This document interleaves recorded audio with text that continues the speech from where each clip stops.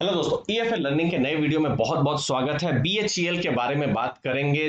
तीन बड़े brokerage houses ने अपनी रिपोर्ट नई लाए हैं। वो नया टारगेट क्या है उसके बारे में दोस्तों इस वीडियो में बात करेंगे, और भेल के जो बिजनेस है उसमें क्या हो रहा है। अगर आप इन्वेस्टर है तो मुझे पूरी उम्मीद है आपको जरूर यहां पर इंटरेस्ट होगा। देखिए दोस्तों, जब हम बीएचईएल की बात करते हैं तो क्वार्टर फोर के नतीजे बहुत ही कमजोर रहे थे, और जो हम एक्सपेक्ट कर रहे थे कि कुछ भी टर्न अराउंड हो, छोटा मोटा भी टर्न अराउंड हो तो हम यहां पर कुछ आपको बता सके, लेकिन कोई टर्न अराउंड जैसा दूर दूर तक, जी हाँ, दूर दूर तक ऐसा कोई संकेत क्वार्टर फोर में नहीं आया। अब हुआ क्या है, इसमें इन्वेस्टर्स जो है, जो रिटेल इन्वेस्टर्स बहुत सारे यहां पर ट्रैप्ड हो गए हैं। क्योंकि देखिए, स्टॉक ने अच्छा खासा रनअप दे दिया है। पिछले 6 महीनों में अगर आप देखें तो 80% से ऊपर इस स्टॉक ने रिटर्न दिया हुआ है। तो ऐसा सोचा जा रहा था कि अच्छा यहां पर रिटर्न आएगा।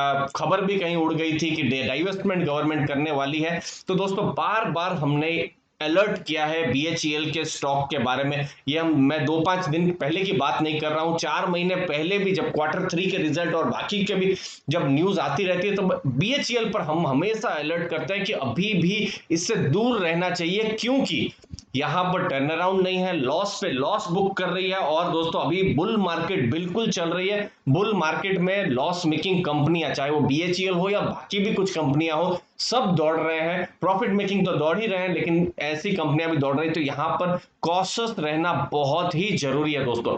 अब मैं आपको टारगेट्स बताता हूं, क्वार्टर फोर के रिजल्ट्स के बारे में बताता हूं। सबसे पहले सीएलएसए, उन्होंने सेल की बात कही है और टारगेट दिया है बीएचईएल का 40 रुपीज। बहुत अच्छा नहीं है सुनने में दोस्तों, लेकिन रिजल्ट ही यहां पर खराब आए हैं। उनका कहने का एग्जीक्यूशन जो है बहुत ही खराब रहा है बीएचईएल की तरफ से। एबिटा मार्जिन जो रहा है 7.5%, जो कि एस्टिमेट से बहुत ही नीचे रहे हैं।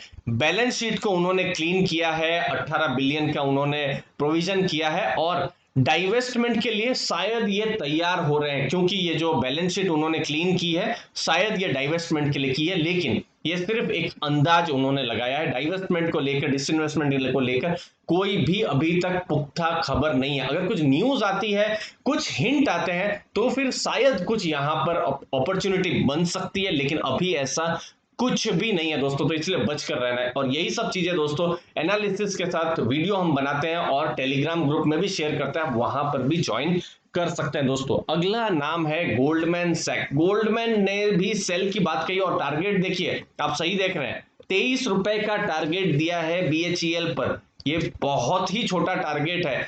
क्वार्टर बहुत ही डिसअपॉइंटिंग रहा है गोल्डमैन की तरफ से। अगर हम बात करें, उनका कहने का है कि लॉसेस जो है, मैं आपको लॉसेस भी बताऊंगा अभी मैं थोड़ी देर में, जब मैं क्वार्टर फोर के रिजल्ट आएंगे। लॉसेस बहुत ही सिग्निफिकेंट है। लॉसेस मैं आपको जस्ट बताऊं, डबल हो गए हैं, ऑलमोस्ट डबल हो गए हैं। एक्सपेक्टेशन से कमजोर रिजल्ट रहे हैं, जो भी सोचा जा रहा था उससे खराब रिजल्ट आए हैं। और ये बहुत बड़ी स्टेटमेंट दी है, फाइनेंशियल ईयर 22 मतलब अभी जो चल रहा है अप्रैल से मार्च 2021 और 22, ये जो 12 महीने हैं, यहां पर भी उनको ऐसा नहीं लगता है बीएचईएल की तरफ से कोई भी प्रॉफिट आएगा। तो ये एक बहुत ही स्ट्रॉन्ग स्टेटमेंट है।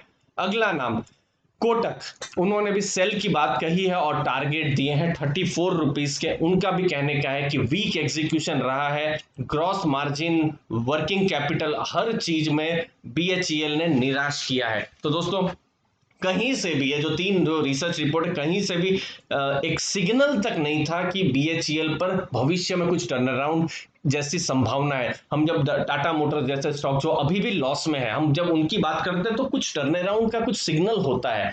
यहाँ वो सब कुछ नहीं है। तो इसीलिए इन्वेस्टर्स को बहुत ही कॉशियस रहना चाहिए। बुल मार्केट में चढ़ गए स्टॉक के भाव, तो इसका मतलब ये नहीं है कि आपका यहाँ पर बिल्कुल स्टॉक मल्टी बैगर बन जाएगा। और ये सब टर्म से बच के रहना बहुत जरूरी है। मल्टी बैगर ये सब में क्या बहुत लोगों के लॉस ही उल्टा हो जाता है, तो संभल के रहिए दोस्तों। अब फाइनेंशियल ईयर 21, तो यही है आधार इन सब टारगेट्स का। देखिए, पिछले साल 22,000 करोड़ की इनकम की थी, जो कि इस बार इनकम भी इन्होंने कम कर दी है। 17,678 करोड़ की इनकम यहां पर हुई है कम। फिर पिछली बार भी लॉस बुक किया था, 1473 करोड़ का लॉस बुक किया था। इस बार देखिए 2700 करोड़ से ऊपर का लॉस है। अगर आप देखेंगे तो ऑलमोस्ट डबल लॉस है। मैं यहां पर बिल्कुल आपको बता दूं कि लॉसेस भी अगर कम हो जाते तो भी कुछ लगता कि नहीं थोड़ा बहुत ठीक ठाक हो रहा है, लेकिन वो भी नहीं है। आप देखिए पिछली बार 1534 करोड़ का क्वार्टर 4 में लॉस था, जो इस बार 1032 करोड़ का लॉस है। तो आप शायद यहां बोल सकते हैं कि चलिए लॉस तो कम हुआ है क्वार्टर 4 में, लेकिन बात वही है, लॉस तो लॉस ही होता है, थोड़ा सा कम लॉस हुआ है, लेकिन फिर भी टर्न अराउंड के यहाँ कोई संकेत यहाँ पर बिल्कुल ही नहीं है। अर्निंग पर शेयर जो है वो भी नेगेटिव है, तो पी रेशियो भी आप निकालेंगे तो नेगेटिव। तो ऐसी अगर फंडामेंटल्स है कंपनी के, तो फिर इन्वेस्टर्स को बहुत ही ज्यादा सतर्क होना चाहिए। इसके अलावा दोस्तों कैश डिप्लीट कर रहा है बीएचईएल का।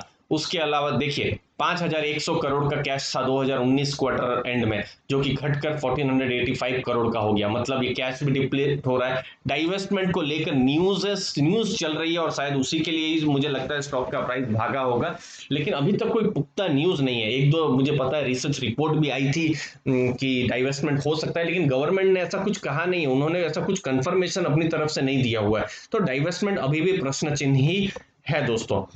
हमने अभी डीएचएफएल जैसे एग्जांपल देखे हैं, जहां रातों रात जो पैसे हैं 100 से जीरो हो गए, 1 लाख रुपए आपने इन्वेस्ट किए तो जीरो हो गए। तो मुझे नहीं लगता बिहल में ऐसा सिचुएशन होगा, गवर्नमेंट का यहाँ सपोर्ट है, लेकिन फिर भी संभल कर रहना जरूरी है। थोड़ा बहुत यहाँ पर लॉस भी हो सकता है, वो आप जरूर ध्यान में रखिए। डाइवर्सिफिकेशन की कोशिश कर रही है बीएचईएल, लेकिन अभी भी वो स्लो है, तो यहाँ समझना बहुत जरूरी है। यहाँ पर परमानेंट शायद कैपिटल लॉस होना बहुत मुश्किल है, लेकिन एक अच्छा खासा कैपिटल लॉस हो सकता है। नई पोजीशन देखिए, अगर स्टॉक का भाव गिर गया तो बहुत बार क्या होता है, इन्वेस्टर लोग एवरेज करना शुरू कर देते हैं। समझ लीजिए 70 से 50 हो गया तो एवरेज करेंगे, 50 से 20 हो गया तो एवरेज करेंगे। तो वो सब चीज से भी बचकर रहना जरूरी है। एक गंदे बिजनेस के पीछे और ज्यादा पैसा डालना बहुत बड़ी समझदारी नहीं होती। मुझे उम्मीद है आपको वैल्यू मिली होगी दोस्तों। वीडियो अच्छा लगा तो जरूर लाइक शेयर सब्सक्राइब कीजिए। ऐसे ही हम वीडियोस बनाते रहते हैं जहां पर आपको वैल्यू मिले, आपका ज़्यादा से ज़्यादा पैसा बच पाए, गलत बिजनेस में आप इन्वेस्ट ना करें, यही हमारा ऑब्जेक्टिव रहता है दोस्तों। मुझे उम्मीद है वीडियो अच्छा लगा होगा आपको। धन्यवाद, आपने अपना समय दिया। थैंक यू वेरी मच दोस्तों।